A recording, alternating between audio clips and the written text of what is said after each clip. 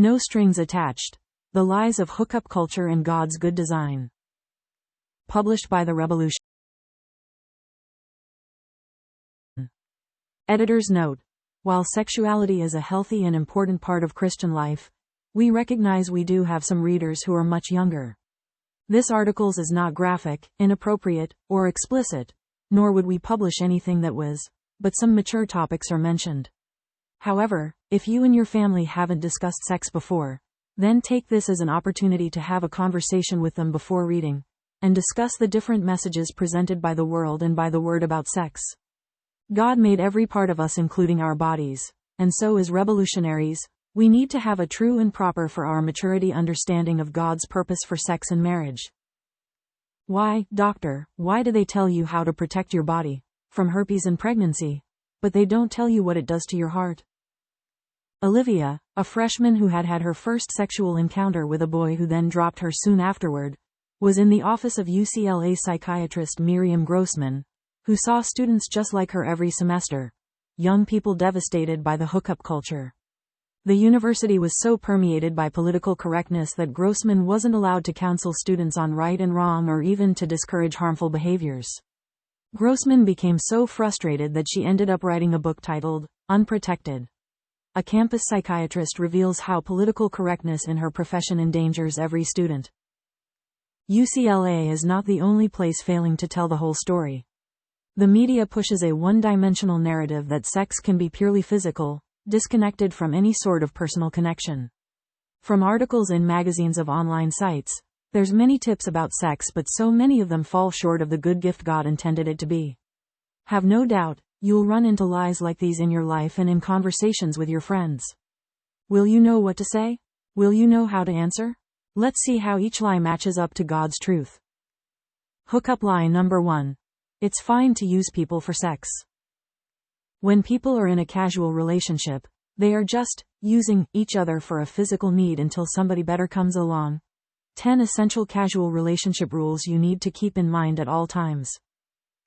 The secular script tells us that it's okay to just use people's bodies to fulfill our physical needs. Essentially, it is telling us that we should not have to deal with people as whole persons. A college student named Alicia explains, hookups are very scripted. You learn to turn everything off except your body and make yourself emotionally invulnerable. But the promise of physical pleasure apart from personal connection is a lie. A writer named Jennifer Joyner writes, I thought casual sex would be empowering, but it was the opposite. She adds, between such dread, confusion, and pain, hooking up had made my life hellish.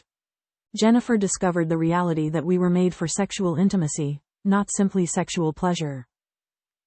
Hookup lie number 2. You're supposed to keep your distance.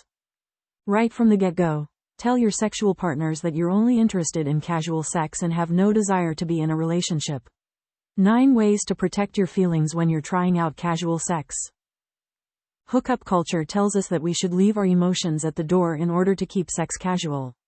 One college student had a regular hookup partner but admitted that without alcohol, the two of them could not even sustain a conversation. She told New York Times, we don't really like each other in person, sober. We literally can't sit down and have coffee. This sounds like a pretty healthy relationship, right? Casual sex fragments the physical and emotional parts of the person. Turning off this important part of you can have damaging, long-lasting results. Young adults find that it becomes ever more difficult to form deep attachments. Even when they want to marry, they have a harder time making a lasting commitment. A YouGov poll found that almost half of millennials have given up the hope, or even desire, for a monogamous relationship. This lack of personal connection is creating an epidemic of loneliness and heartbreak. As philosophy professor Anne Maloney says, it is no coincidence that the top 2 medications prescribed for college students are birth control and antidepressants.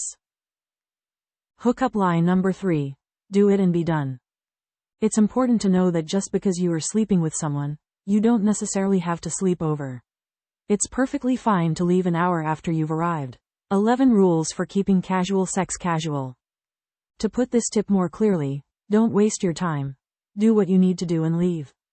After a hookup scene in the Netflix series The Haunting of Hill House, one character asks the other where she is from. She replies, "What? We came here to do what we wanted to do. It's time for you to leave." Sociologist Mark Regnerus, in his book Cheap Sex, says a full third of young men have given up on dating and romance altogether. No fancy dinners, no courtship, no commitment. Hookup culture tells us that we should be able to walk away from the sexual experience as if nothing had happened. But biology tells a different story.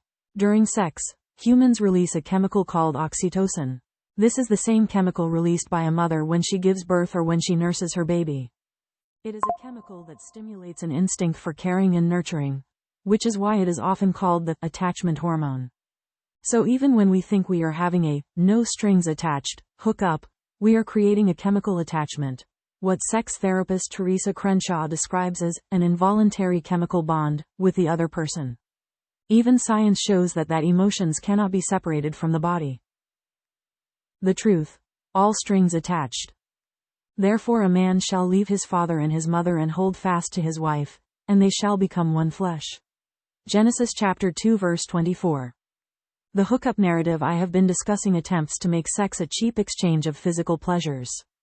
The Christian narrative, however, is that we were designed with a purpose and should treat sex as sacred and powerful. Contrary to what hookup culture attempts to portray, the true Christian sex ethic is not anti-sex. It is pro-intimacy. Some people tend to think hookup culture's view of sex gives sex too much importance. But in reality, it gives sex too little importance because it does not value sex apart from a purely physical activity. The reason God created sex for the context of a marriage covenant is not to take away from the pleasure of sex, but rather to enhance it. God knows that sex is powerful. Sex has the power to bring a level of intimacy to a relationship that, without a firm commitment before God, could tear at the very fiber of our biology. However, in the context of a marriage covenant, sex creates an intimacy so close that those two people become one flesh. Sex was never meant to be cheap. It was not meant to be experienced on a purely physical level, and in reality, it can't be. You were meant to engage in sex as a whole person. If you have a friend like Olivia, whose heart has been broken by believing the lies of hookup culture, what could you say to her? First, we must remind her that God is in the business of fixing all brokenness, including broken hearts and broken lives, and making beautiful stories to His glory. But we can also encourage Olivia and our other friends of the true understanding of sex. God created you to be a full person, and He wants you to have a fulfilling sex life. And in the context of a marriage covenant, you can experience sexual intimacy as a whole person, with all strings attached. The Revolutionary Checkup Quiz.